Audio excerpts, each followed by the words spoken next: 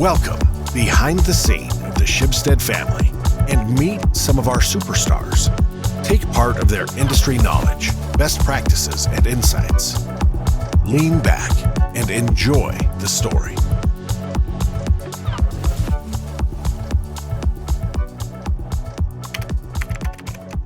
So it's both frustrating and extremely rewarding, I would say. I mean, there are frustrating parts. Most of all, maybe that I have to read about how the climate impacts are getting worse across the globe, or how politicians are doing too little to reach the climate goals agreed in the Paris Agreement. But it's also a topic that sparks very strong emotions, both from the people who think that too little is being done about climate change, and of course the people who think that this whole threat is exaggerated. And being a climate reporter automatically makes you a target for all those emotions among people. And that can be tough sometimes, especially when you're out in social media and get to face all these emotions.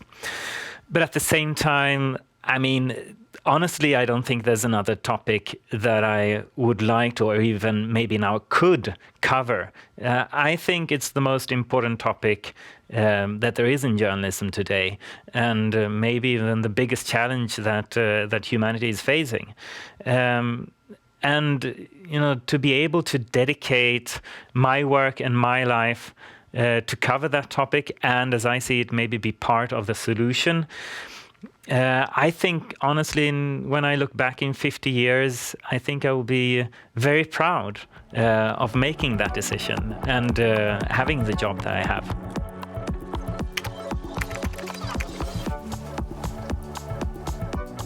I started out as a summer substitute at Svenska Dagbladet at the business section, and that's 8 years ago now. And I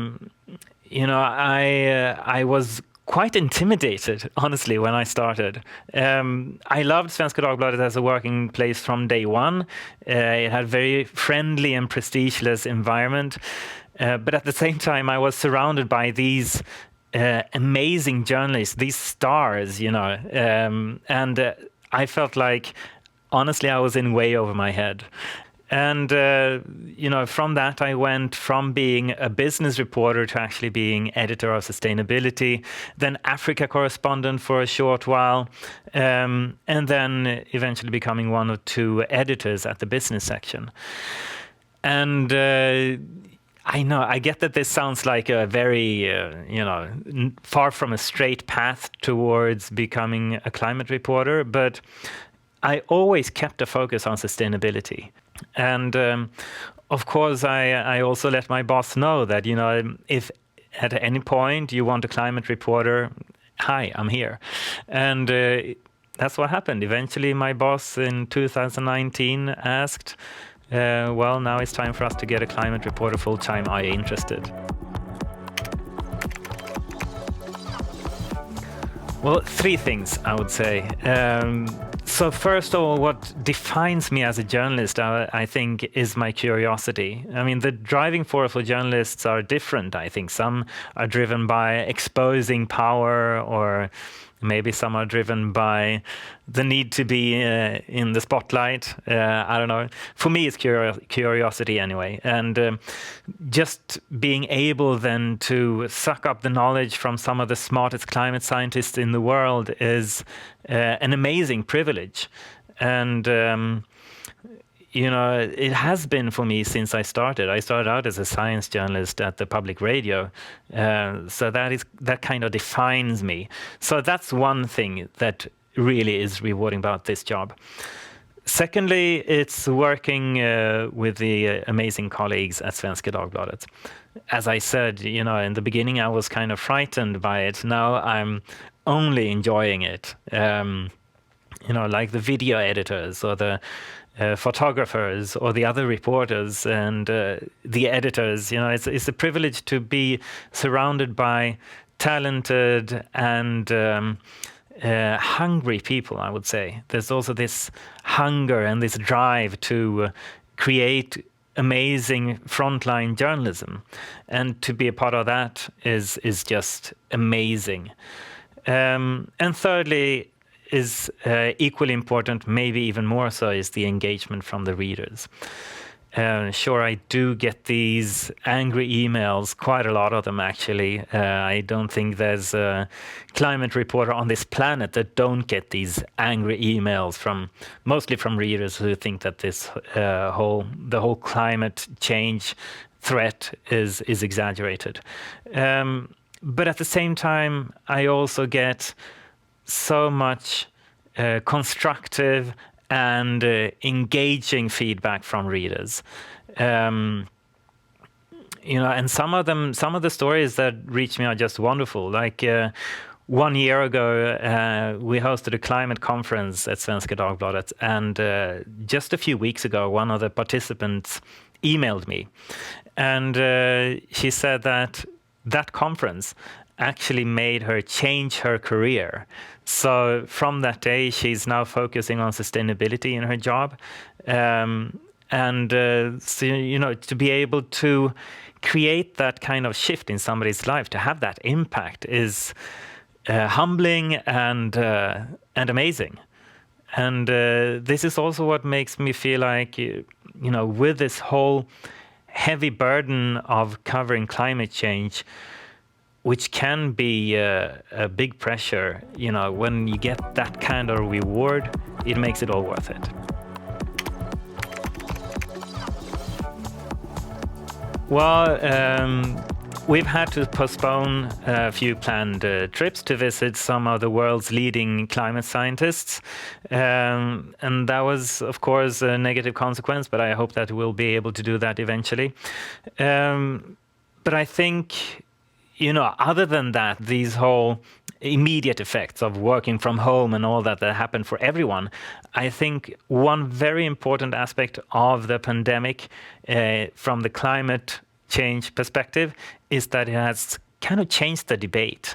In several ways. In the beginning, many people were actually worried that now with the pandemic, that would mean that the focus on climate change would decrease. And I shared that fear. I thought that, having seen the same thing happened around 2006, 2007, when there was another global boom in climate change engagement, then the financial crisis came, and suddenly climate change was no longer a topic. And I thought, okay, yeah, that might happen this time. The pandemic might be what takes focus away from climate.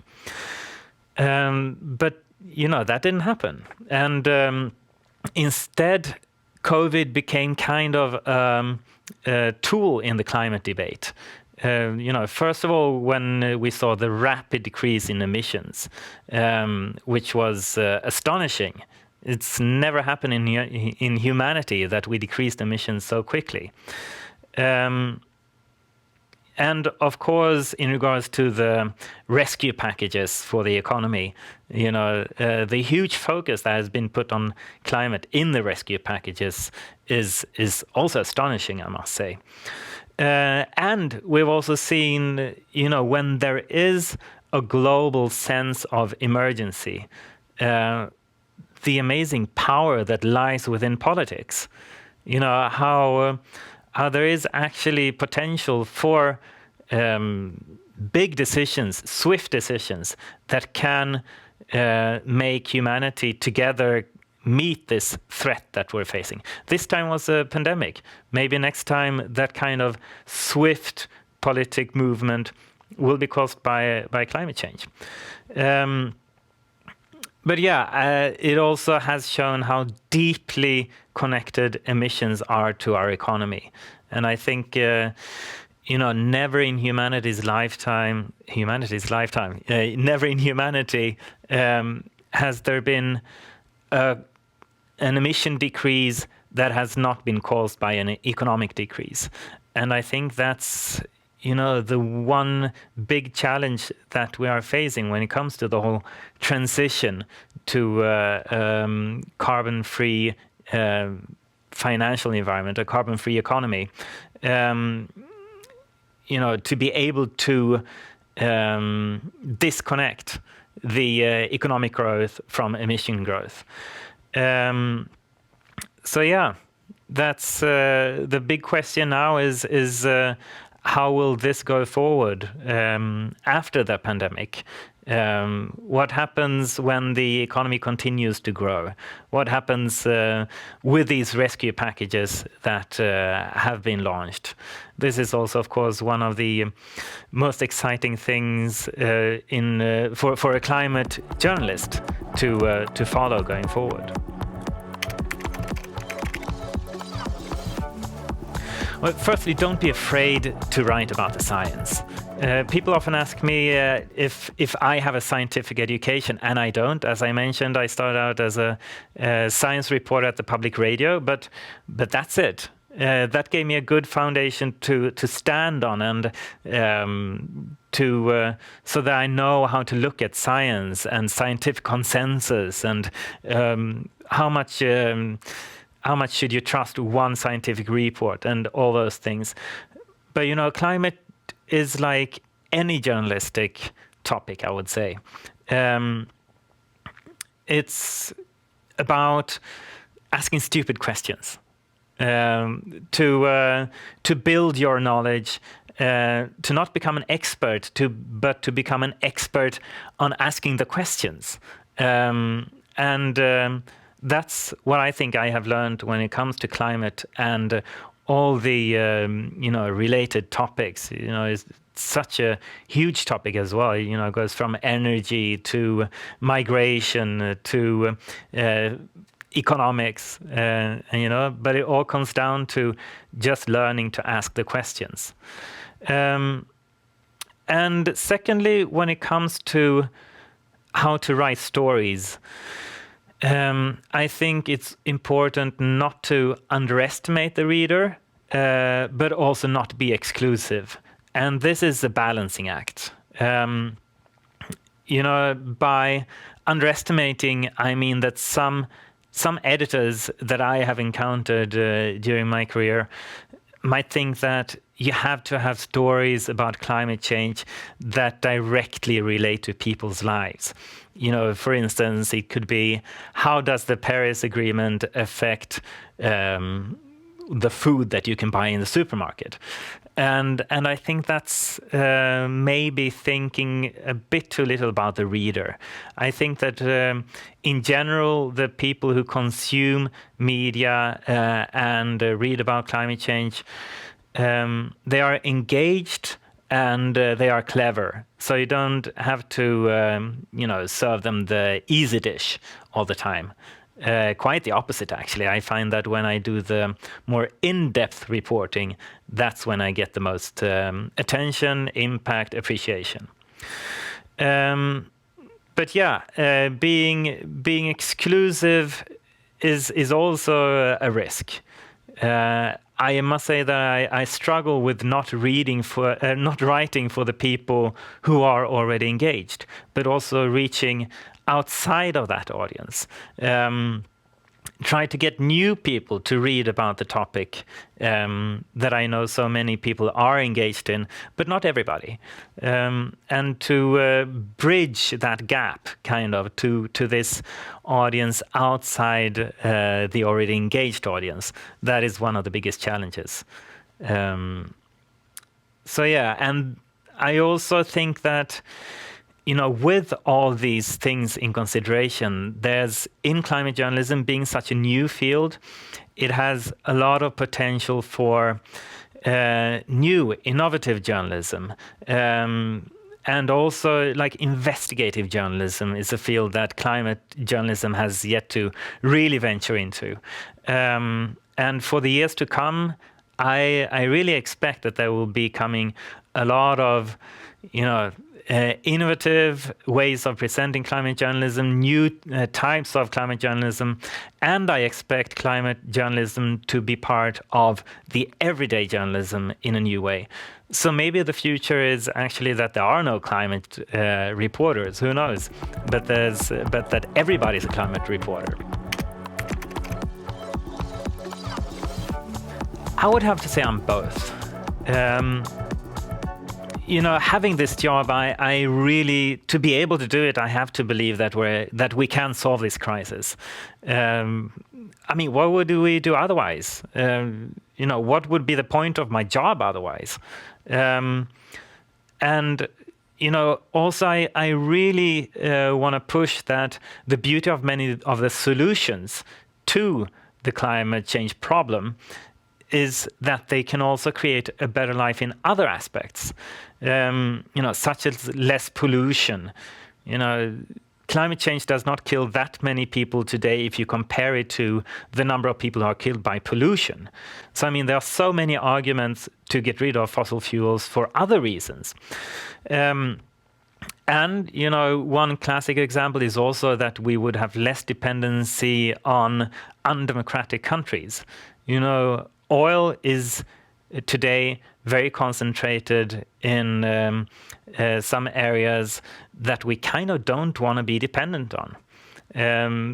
Also goes for gas. You can see the influence that, for instance, Russia have with their gas in Europe, or the Middle East with their oil.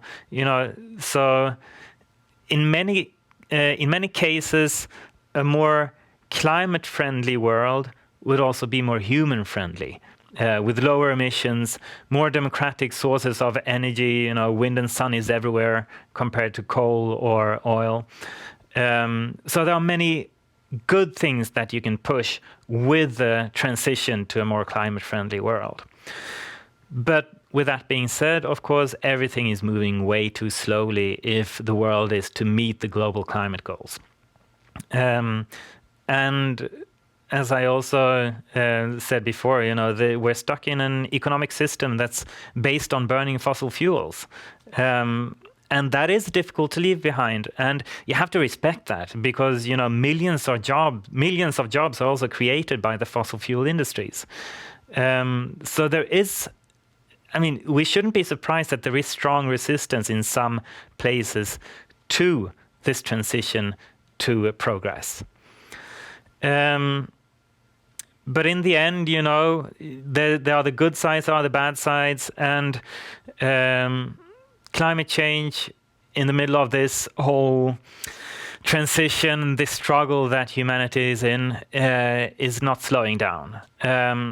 So for me, this means that in the end, I have to believe that maybe we cannot stop climate change, maybe we cannot solve all the issues that we're facing, but I think that we can handle the crisis. And the question is, how do we handle it as good as possible?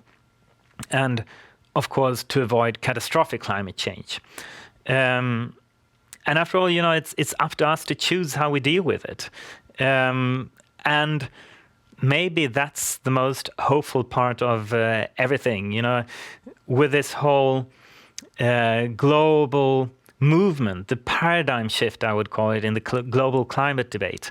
Not only with the youth movement, but the whole how we are talking about it. Now it's rather about how do we solve the crisis than if we can solve the crisis. And in the end, as a climate journalist, for me, that means that we must tell all those stories. We must tell the stories about the worsening crisis. We must tell the story about the shift in the economic system. We must tell the stories about all the technical solutions being created. We must tell the stories about the growing hope. And for me, that is, the most important job that a journalist could possibly have.